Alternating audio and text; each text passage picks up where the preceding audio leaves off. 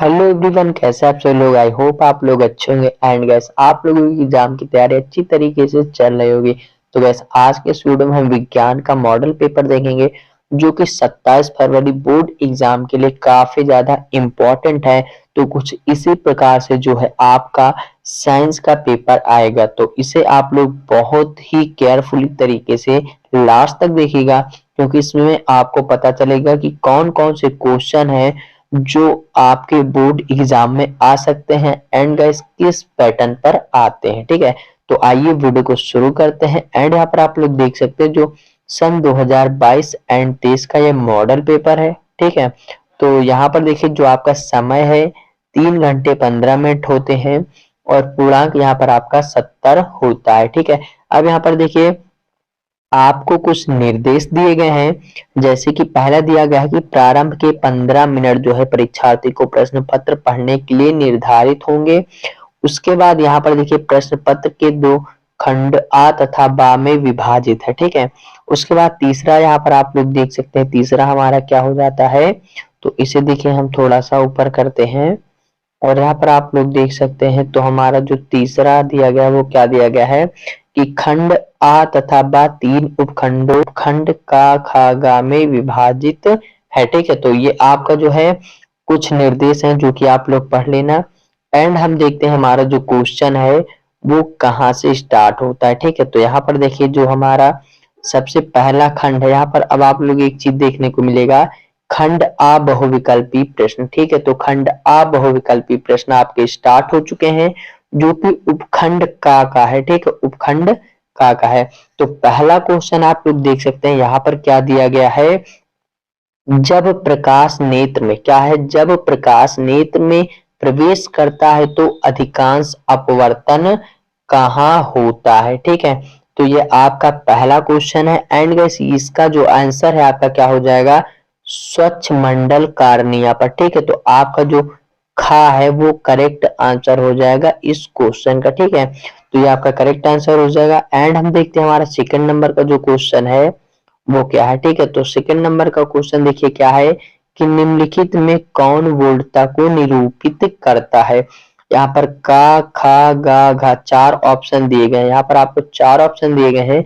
चार में से आपका जो का वाला ऑप्शन है आपका करेक्ट हो जाएगा, किया गया कार्य बटे विद्युत धारा गुणे समय। तो वोल्टता का जो वोल्टता को निरूपित करता है वो क्या करता है, किया गया कार्य बटे विद्युत धारा गुणे समय। ठीक है, अब यहाँ पर देखिए हमारा तीसरा जो क्वेश्चन है वो क्या दिया गया है। ठीक है, तो तीसरा क्वेश्चन आप लोग यहाँ पर देख सकते हैं हमारा दिया गया है, निम्नलिखित में से किस स्थिति में कोई अवतल दर्पण वस्तु बिंब से बड़ा वास्तविक प्रतिबिंब बना सकता है। ठीक है, तो यहाँ पर आपके चार ऑप्शन दिए गए हैं।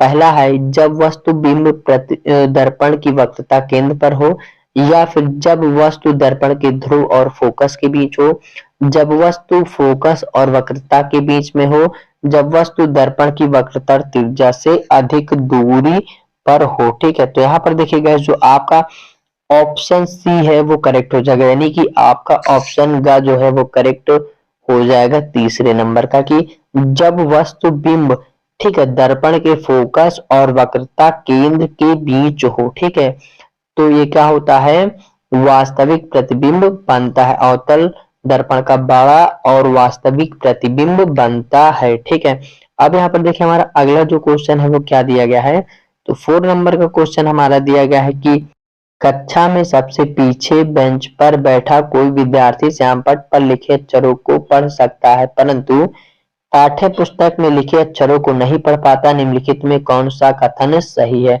तो यहाँ पर देखिए, यहाँ पर पहला है विद्यार्थी के नेत्र का निकट बिंदु उससे दूर हो गया है। दूसरा है विद्यार्थी के नेत्र का निकट बिंदु उसके पास आ गया है, ये तो बिल्कुल गलत हो जाएगा।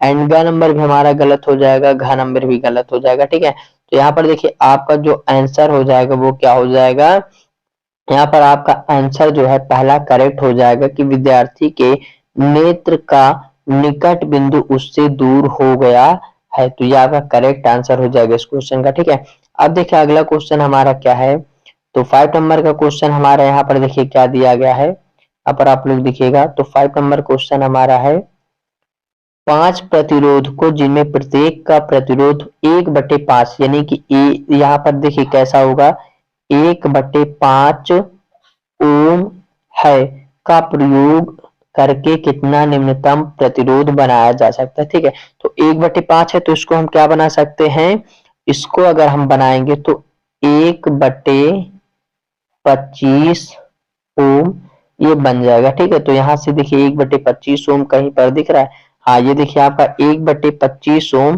दिया गया है आंसर में, तो ये आपका सही हो जाएगा 1/25 ओम। ठीक है, तो ये आपका करेक्ट आंसर हो जाएगा। ठीक है, अब देखिए हमारा अगला जो क्वेश्चन है वो क्या दिया गया है, तो यहाँ पर देखिए मानचित्र दिया गया है एक, इसको आपको कमेंट बॉक्स में बताना है इस क्वेश्चन का, तो आप लोग देख सकते हैं ये क्वेश्चन दिया गया है, आप लोग पढ़ लेना एंड इसका आंसर जो है आपको कमेंट बॉक्स में बताना है। फिर देखिए 7वें नंबर का जो हमारा क्वेश्चन दिया गया है वो क्या है कि निम्नलिखित में से किसके द्वारा अनंत पर स्थित किसी वस्तु का प्रतिबिंब अत्यधिक छोटा बनेगा। ठीक है, तो यहाँ पर ऑप्शन ए है कि अवतल दर्पण द्वारा, ठीक है, फिर है उत्तल दर्पण, उत्तल लेंस या अवतल दर्पण, उत्तल दर्पण, अवतल लेंस तथा उत्तल लेंस। तो यहाँ पर देखिए आपका ऑप्शन का जो है करेक्ट हो जाएगा कि केवल अवतल दर्पण। ठीक है, तो ये आपका करेक्ट हो जाएगा कि अनंत पर स्थित किसी वस्तु का प्रतिबिंब अत्यधिक छोटा बनेगा केवल अवतल दर्पण द्वारा। ठीक है,